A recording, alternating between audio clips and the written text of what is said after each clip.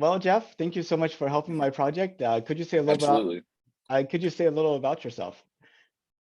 My name is Jeff Fiore. I'm from Houston, Texas area. I proudly visit NASA as much as my budget allows me, and I'm a court clerk. And I consider myself a amateur space enthusiast, very amateur, but it's something. It's a great hobby of mine, and I particularly like the Apollo era of NASA and the moon, which is why when I saw this, I jumped all over it. It sounded fantastic. So So you're in the Houston area. Did you know about the North Houston Space Society?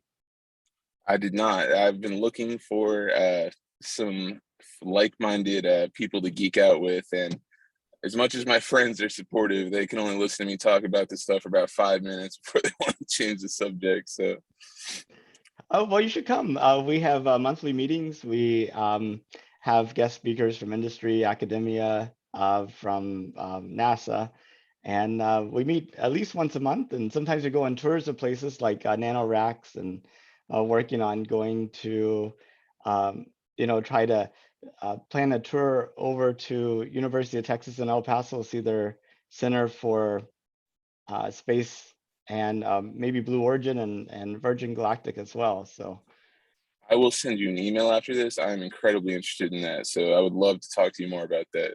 That that's sounds awesome. awesome. Well, yeah, I also volunteer once a month at Space Center Houston. So maybe I'll see you Oh, down there right on. sometime. Yeah, I love if I'm there, you'll usually find me next to America in the Apollo 17 display area. I hang out around that capsule as much as I can. It's amazing, and it's also amazing how similar the Orion capsule looks to it. Yeah, I was thinking about things I would want to talk about today, and unfortunately, my thoughts on the SLS and I mean, for what it is, it's incredible. But I was hoping you were going to ask about my thoughts on the SLS system versus Starship or something like that. And I love Orion. I can't wait to see the SLS missions, but I can't help but feel the whole system seems a little too Apollo for the 21st century. Indeed, especially like the SLS, the Orion. Hmm. I guess theoretically Orion is reusable, maybe? Question I mark. heard up to 10 times. I mean, anything I say, disclaimer, I heard it somewhere. I have a degree in history, and that's about as no or as credible as I am. So, but I heard about 10 times per capsule is what I've heard. Um, yeah. So, I mean, what do you think about Starship? That sort of went from being, uh, just a concept to being actual hardware so quickly. So, full disclaimer before I give my opinion, I'm a complete fanboy. I love Starship. I am amazed by Elon and what they're doing down in Boca Chica. But I think Starship, just based on payload capabilities, the idea of different variants for like the moon or tanker variants or Mars variants, and the reusability and cost effectiveness of the Starship. I mean, granted, a lot of it is still conjecture and we're still in early testing. I just think the concept is a lot more appealing in terms of its cost, reusability, and just what it can deliver to the moon or whoever or wherever we may go in the future beyond that. But I just think it's more along the lines of the innovation and daring that would have been the mindset of, let's say, NASA in the 60s. I understand why SLS is taking forever with contractors and all the red tape and the safety protocols. It's just I would hope after one is that been in development since 2011. I was hoping we'd have at least something a little more reusable in terms of a launch vehicle and maybe with a little more payload capacity than a Saturn V. Uh, I mean, hopefully it works fantastically and they can cut costs down, but I am kind of confused as to why, if NASA's going to pick Starship as their lander for Artemis, why not go with the booster as well? I was actually curious on if you had any insight about that. I mean, I mean, the other thing of it is SpaceX already has a capsule that will take 4 people to low Earth orbit, right? And Yeah, yeah, apparently the Starship lunar variant is going to be refueled in Earth orbit. So, yeah, I mean, why not yeah, just have the Dragon take the 4 astronauts to the lunar variant, and then they just yeah. ride That that to the moon? when I was kind of, I'm not gonna lie, I did a little bit of browsing on Artemis just to refreshing myself on what the program was and what its objectives were. And I was reading about how one of the ideas was to put a lander in orbit around the moon and then have the crew meet up with it in the capsule and then go down from there. And to me, I thought that exact same thing. I was like, why not put the lander in low Earth orbit, where if something happens, they can just deorbit right then and there. To me, it just seems like an unnecessary risk, especially if you're using a lander like Starship that can do a TLI burn no problem. Like, and again, I'm not a rocket scientist. I'm sure there's reasons that I'm unaware of, but to me, it would make sense to put them in the capsule in low Earth orbit and then send them to the moon and then do the PDI burn down to the surface. Plus, I have all that space for transit. I Yeah, mean, yeah, exactly. you don't want to be like this for like a week, and then you're like, oh, I gotta go on the moon. Yeah, I'm not really sure what Starship's like crew compartments are gonna look like. I know we have SN20 down in Boca Chica waiting for its big show, but I've still yet to see anything that is gonna be like a solid plan for what the crew compartment size of a Starship lander might look like, as opposed to all the other necessities like fuel and systems that would. I don't know how much of the actual spacecraft that would take up, but I imagine it's going to be bigger than Orion inside for sure. Yeah, did you get a chance to watch Everyday Astronaut? Tim Dodd, he did a tour of Starbase and with Elon down there in Boca Chica. I've seen that pop up in my suggestions on YouTube a few times, and I haven't watched it yet because the like hour long videos scared me. I'm scared of that kind of commitment to a video. But I'm gonna watch it, especially off your recommendation. I'm actually very familiar with that area. My grandparents lived in Bayview, right next to South Padre Island, for almost a decade, and I remember seeing in the local paper when I was there when they broke ground on Starbase in like 2014, and I didn't think anything of it at the time. And now, of course, now that they've moved, we got a Starship being built right, down the street from them, basically, and it's a good excuse to go back. I can't wait. I can't wait to see that rocket take off. Hopefully this year. Well, and last night they had public comments from the FAA about getting about whether or not they need to do a full environmental assessment and should they allow the grant the license for the orbital test launch. And since you have relatives in the area and you're a space enthusiast, how do you sort of think about this? So I've seen it firsthand. There's not much space tourism, at least since the last time I've been there. There were a few. I remember like a sand castle that was like dedicated to SpaceX that was on display in front of us, a bar on South Padre Island. There really wasn't much of like a space touristy kind of feel like you get when you go to Cape Canaveral yet, but I think that's going to be. I think Boca Chica is going to be a national historic landmark in the future. I really do. And the school systems down in like Brownsville and the Los Fresnos area, just a lot of Cameron County. They I have heard nothing but just like thankfulness. And I mean, I'm sure there are people who aren't happy with the noise and potential danger, but the sentiment from what I've seen in my experience is that is an incredible opportunity of growth, and just that area wasn't really well known for anything before except the island. And now here's Starbase, here's Boca Chica to Mars. It's absolutely incredible, and I think everyone who's there and who isn't grumpy feels special, and very at least if I lived there, I'd feel very fortunate that I'd have a prime view to the future of human spaceflight. I know. I mean, there's basically a few groups that maybe have some legitimate complaints, right? I mean, you have like the retirees who've moved into the area who are kind of being And my kicked out. grandparents, yeah, Well, or even those people in Boca Chica Village. I mean, they literally have yeah, been forced to move, and they're yeah, like, that is true. in their head, this is where they were going to retire. They've been saving up for, kind of planning that out for their lives, and now they have to go someplace else. Yeah, and I'll give a quick thought on that. You know, it's easy for me having no investment like that there to say, oh well, you know, it's for the betterment of the species. It's kind of I don't want to say like it should like an eminent domain thing, but there in the way I see it, there are only so many ideal launch spots on the continental United States for getting into LEO safely. And from what I understand of orbital mechanics, and again, I'm completely amateur.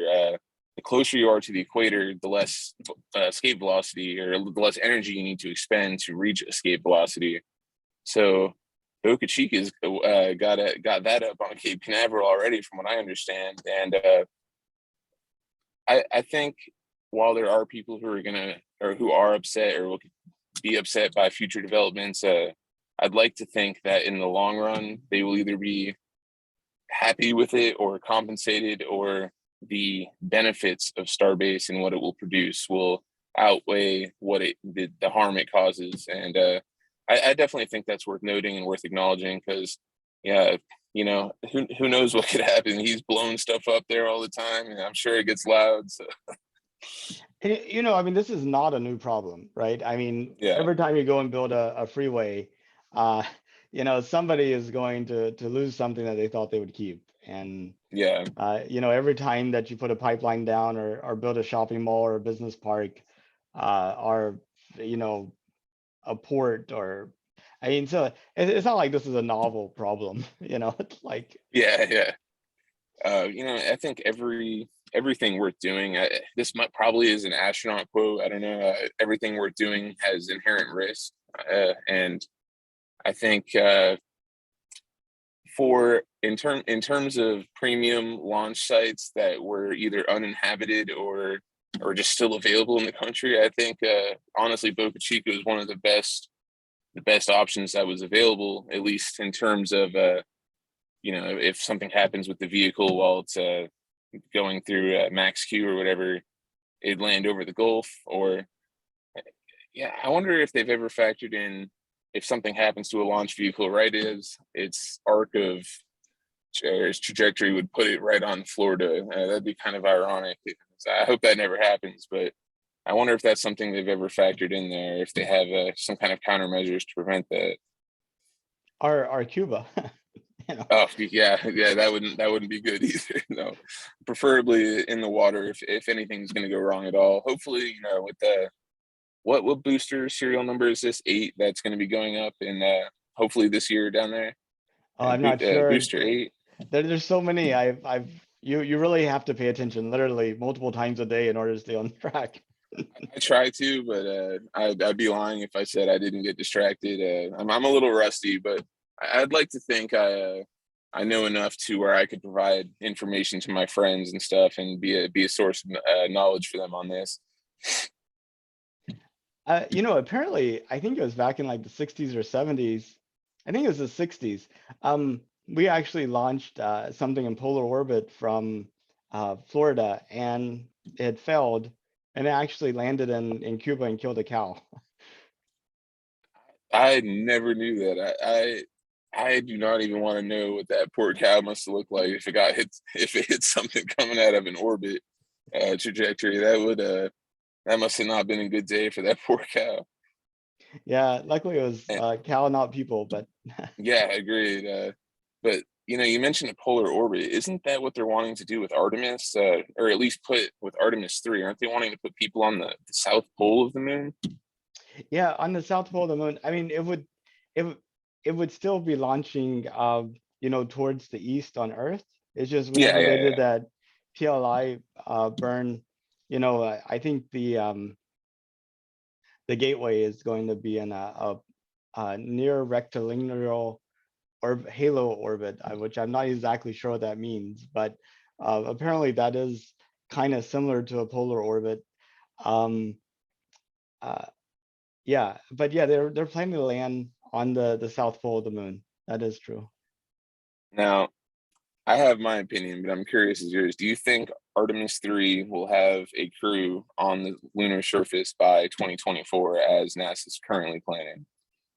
I think is extremely unlikely.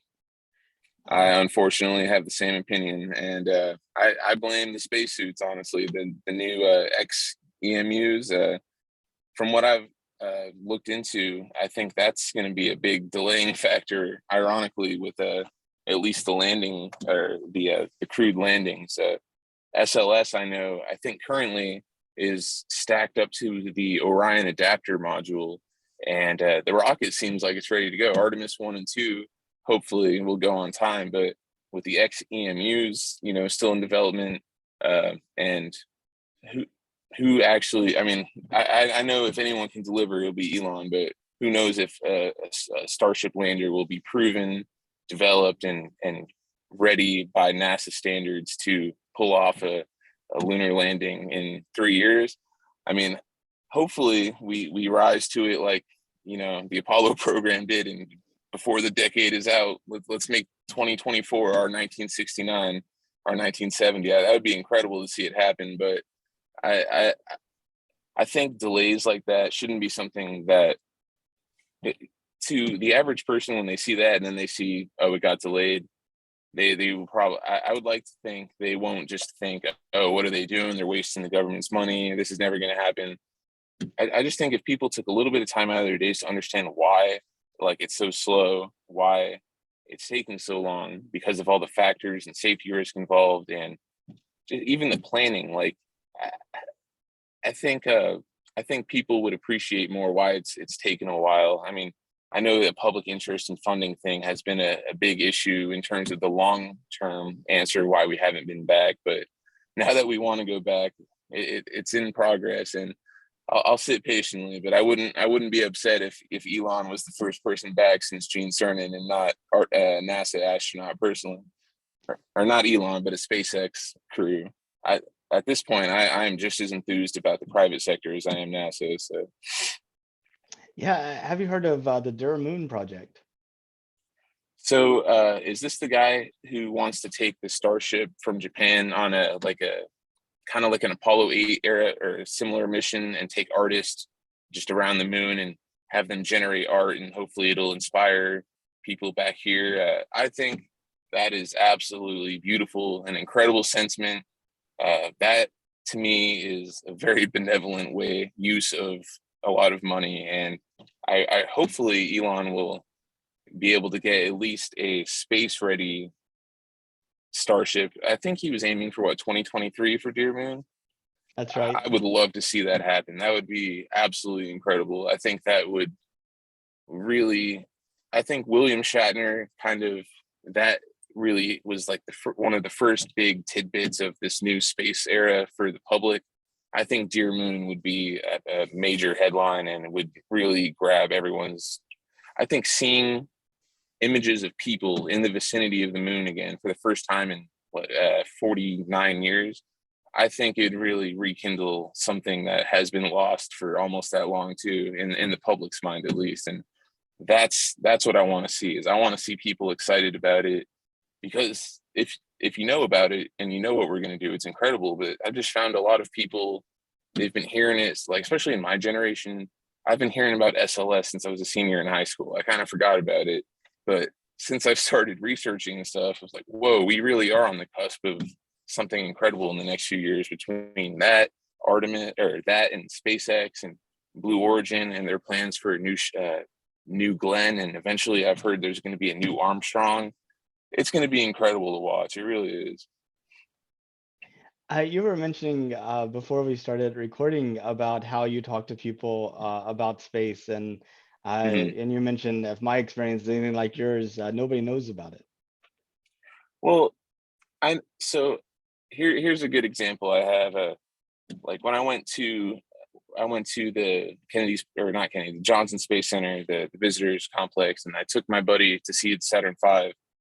And he knows how the whole thing will work now. I don't know if he's happy about that or not, but when we first went, he was like, how does this rocket, he just, a lot of people don't see how the Saturn V ends up becoming the Apollo spacecraft and then the lander. And then to me, I didn't really appreciate the Apollo program until I had a basic understanding of how the spacecraft worked, what it did, the docking, the landing procedures, the ascent.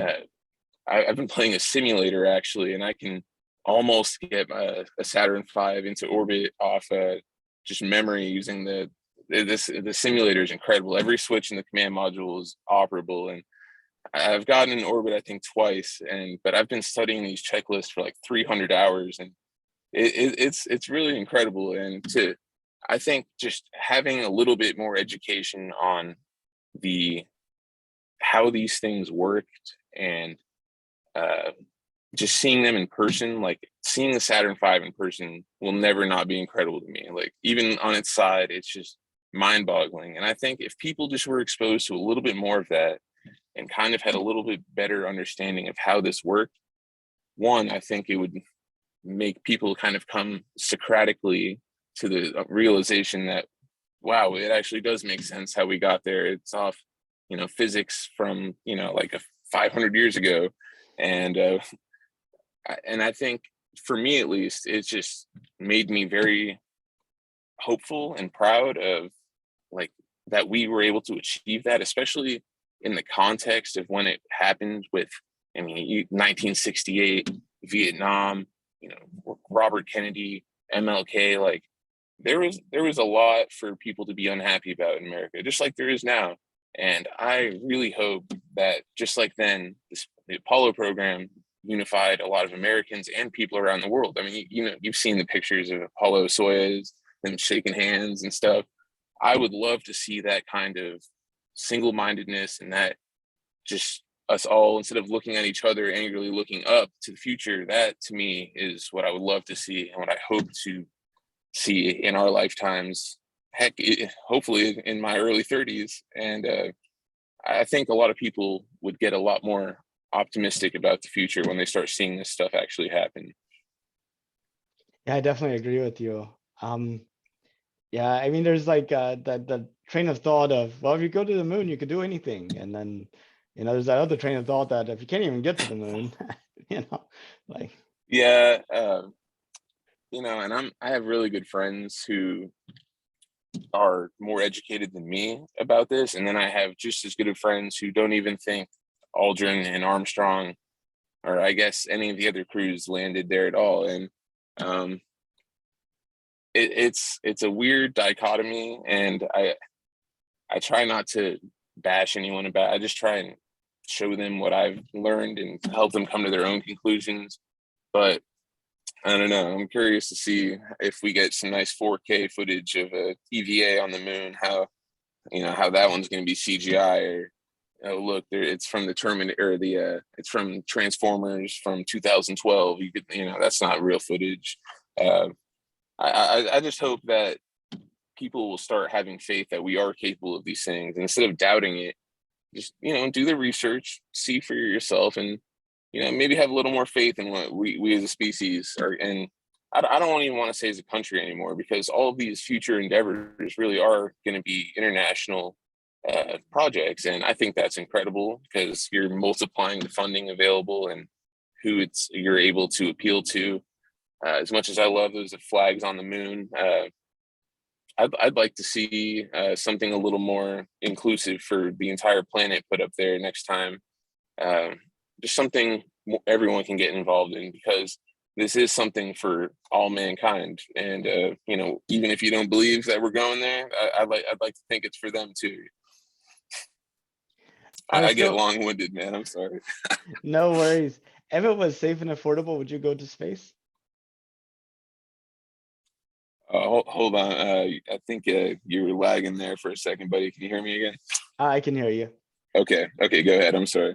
No worries. If it was safe and affordable, would you take a trip to space? I am so happy you asked that because I have a buddy who's staying with me right now, and our joke is always like he'd be my LMP if I could pick anyone to come on it. Let's just say there was a Saturn V ready to go, and they just somehow let me go.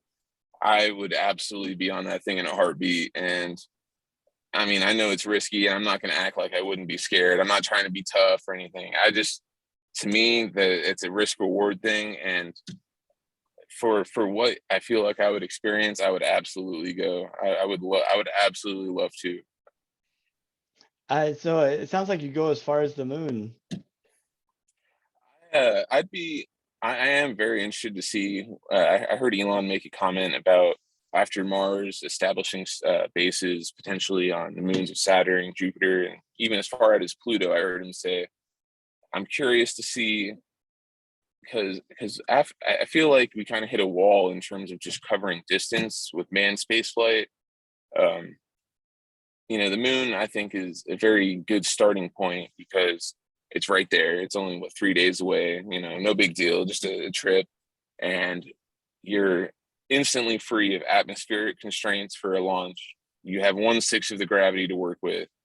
If anything, if people ask us why should we go back to the moon, if not for any reason, it's a perfect jump off base to go other places. Like you don't have to worry about wind shear during a launch, max Q or anything. You need 1/6 of propellant, and with the way Starship is going to work with tanker and refueler variants, and I know they want to potentially mine like water ice on the south pole of the moon. I know that's one of the reasons they want to go there.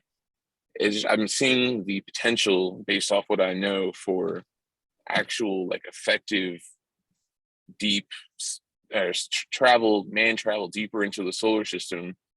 And to me, that alone answers from a logical, like userness or like practical standpoint, why we should go to the moon.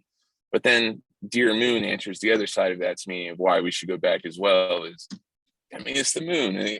What person that's been alive, and had a consciousness and had a life hasn't at least looked up at the moon once, and if they're capable of that. And to me, the symbolism of going back, I personally want someone to be on there so bad, at least while we have one of the Apollo moonwalkers alive. I I I think that's very important that we achieve that. Um, I, is it going to happen? I hope so, but I would love to see a video of like Harrison Schmitt or Buzz Aldrin, Dave Scott, Charlie Duke, any of them reacting to someone else's first steps on the moon for the first time. That would be incredible to me. Yeah, I I I took a zero G flight a few years back with my son, How and was that? it was fantastic. It was nothing like I expected. You just feel light, and you have no sense of down and up, and it was really neat. But I look at that video and I think, man, I wish I had done this or that or this or that. I imagine the Apollo astronauts are thinking the same thing. I can imagine their advice to like the future moon astronauts going, "Hey, when you get there, try this out because I didn't get a chance to." Yeah, I can picture Gene Cernan because he seemed to be one of the more lively of them, just talking about his two-legged thing he was doing on Apollo 17 DVAs, and just and that's another thing I love, like just listening to them on the moon. Like these guys, I hate. I don't hate much. I don't like that perception that these guys were like the explorer types. Like they weren't the Christopher Columbus type. Like these guys were who they were because they were the best of the best in terms of test pilot abilities, flying capabilities, uh, and while I think people like Dave Scott or Gene Cernan kind of picked up that explorer's mantle as they were assigned their crews, like I think Dave Scott, there's the image of him with like the telescope on at Hadley Rill. Uh, that I think is incredible, but a lot of people don't realize that these guys were all just test pilots, really, and the only one who wasn't was Harrison Schmitt. And I really want to see what I think Buzz Aldrin said or Alan Bean, one of the two said, send an artist up there and then let them tell the world what it's like, and maybe a few more people will be interested. And that's why I love William Shatner's Blue Origin flight. His reaction out of that capsule, I was in tears. I don't know if that's just me, but hearing him talk about that, uh, that to me is like, anyone who's like, why are we sending random people who are unqualified into space? Well, first of all, look into Blue Origin and what New Shepard actually is and why you don't have to be qualified. But go watch the William Shatner video before you criticize Blue Origin. I think that I would tell people, because that's what it's all about. Blue Origin seems to be being really smart about who they send, I think. Yeah, I really agree. I'm not gonna lie, I don't know any of the other people's names, but between like the symbolism of him being Captain Kirk and then just the way he was able to capture the moment with his words, even immediately after it was still very profound to me. And if it had that effect on me, and I'm already sold like a long time ago, I really hope it really grasps the imagination of children, people who wear NASA shirts but aren't really familiar with Artemis or anything. I just would love to see people take more interest and just look into the future themselves, because it's made me very excited. I if anything, I used to have kind of a depression issue where it was kind of an existential thing where I didn't really have much I'd look forward to. I want to say just looking into space travel and seeing what us as a species is going to be, doing in the next few years, that alone has honestly made me feel a lot better. It's made me feel like we're going somewhere as a people. And I just want other people to know that as well, and to feel a little more optimistic. There's so much negativity going around. You always hear the world's going to hell in a handbasket, whatever. If you choose to see it that way, that's fine. But I see a lot of things that suggest to me it's going the opposite way. Things are going to get better, and we're going to have a lot to be proud of and look back on as a generation, I think. I think you're absolutely right. And I really hope you do join us at the North Houston Space Society, because that's I will send you an email. I would love that. I sincerely appreciate that invite.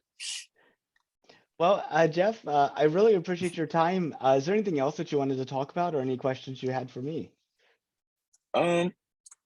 I guess I'd like to say that let's see here.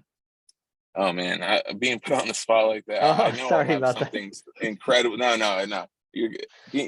I know I'll have something incredible to say right as we get off the call. But honestly, yeah, I mean, anyone listening to this, if you're one of the people who is kind of interested but hasn't looked into it, I think YouTube channels like Curious Droid and what the guy you were talking about earlier, I think those are incredible ways and avenues to just get into this and start doing research. And you said Curious Droid. I love that guy, Paul. What's his last name? Still Chiletto. Yeah, he's very informative. I think he's a very good content producer. I'll have to check him out. I haven't heard of him, but just the name itself makes you go, Lots of good Apollo content, as future space travel content. A lot of like what ifs and the address. It's a lot of good content. I suggest checking it out. Well, thank you so much, Jeff. I hope you have absolutely a good rest of your day, and I look so forward to meeting up sometime. Absolutely, I look forward to that as well, Nathan. It's been an honor. Thank you for having me on, and I'll send you an email about meeting up with that club. I'd love to. I have a feeling this is going to be the first of a few talks we have. Awesome. Well, take care then. Yes, sir. You too. Thank you.